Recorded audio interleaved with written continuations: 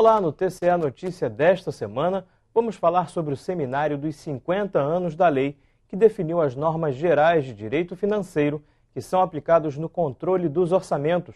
Conosco no estúdio, Vitória Maria da Silva, presidente do Conselho Regional de Contabilidade, e Joana Santana, da Coordenadoria Estadual de Contas do TCE.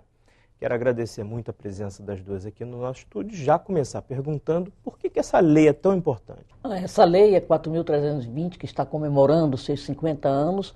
Ela foi um marco para a contabilidade pública brasileira. Para o TCE, o que essa lei implica? Essa lei ela foi muito importante no momento que ela consolidou conceitos tanto de orçamento como dos balanços públicos.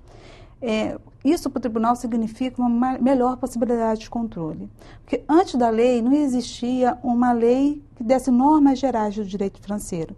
Existiam decretos da União, leis estaduais, mas uma única lei que propiciasse os contadores a falar a mesma linguagem, tanto na União, nos estados e no município, não existia. Então isso dificulta o controle. Né? Você não o conceito de uma receita, o conceito de uma despesa, se cada um tem o seu próprio conceito, a gente não consegue controlar. Então foi uma lei que foi um grande marco legal, numa época conturbada, 1964, logo depois veio a ditadura, então a sua interpretação durante 20 anos foi no período da ditadura, e ela já completa 50 anos, ainda sendo utilizada. Então, para a gente, como controle, é muito importante essa padronização. E também para os contadores na atuação no dia a dia, fica mais fácil lidar. Porque se cada entidade pública tiver uma linguagem diferente, é impossível você fazer uma análise das demonstrações contábeis. Dá para a gente dizer que se não tivesse essa lei, se não tivessem esses parâmetros, seria impossível os tribunais de contas e o Tribunal de Contas da União conversarem entre si? Sim. Com certeza, né? Sim. Porque você que é da iniciativa privada, você também tem as suas leis, né?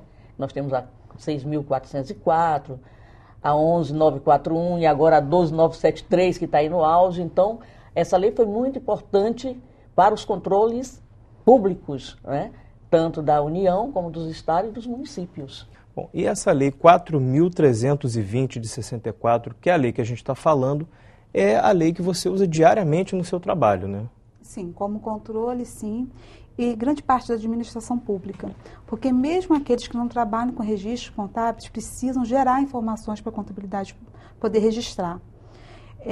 Então, grande parte da administração pública lida, mesmo sem saber, com os controles e a parte de planejamento que essa lei trouxe. O que pretende ser discutido nesse seminário? São 3 palestras. A primeira que vai tratar dos benefícios, o que a Lei 4.320 trouxe para a gestão pública. A segunda que vai falar a influência da lei na nova contabilidade aplicada ao setor público, que é um processo que está acontecendo de convergência às normas internacionais. E a terceira, em que essa lei tem que mudar para atender as demandas atuais, né? O que seria necessário discutir e atualizar a Lei 4.320.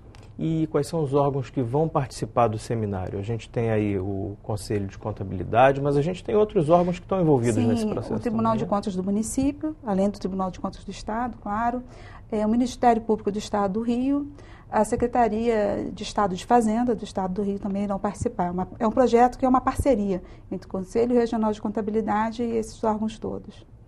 Todos os conselhos do país estão comemorando os 50 anos dessa lei? Essa foi uma iniciativa do Conselho Federal de Contabilidade, na data certa, né, em março.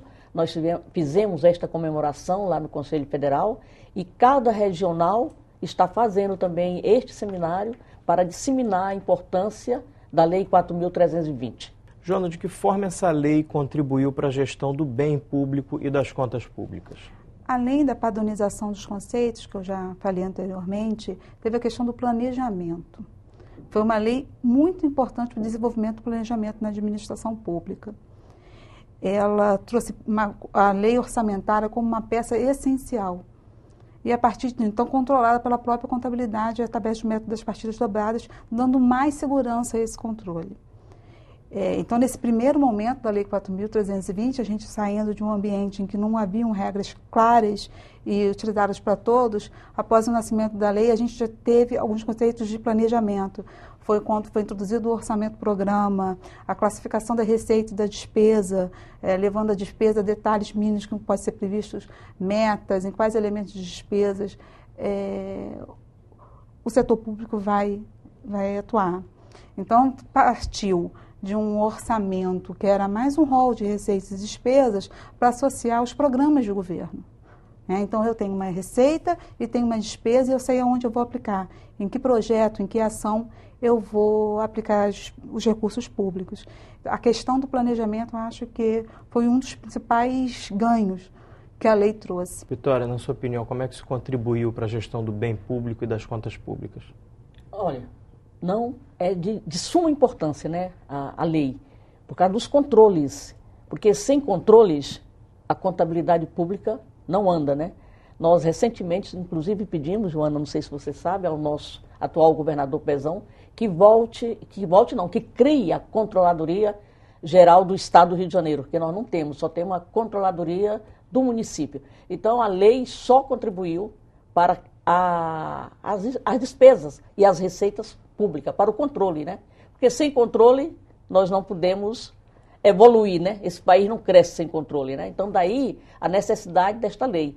E agora, os estudos que estão sendo feitos para que ela se adeque às normas brasileiras de contabilidade. Tá certo. A gente vai fazer um pequeno intervalo e o TCE Notícia volta daqui a pouquinho. Não saia daí.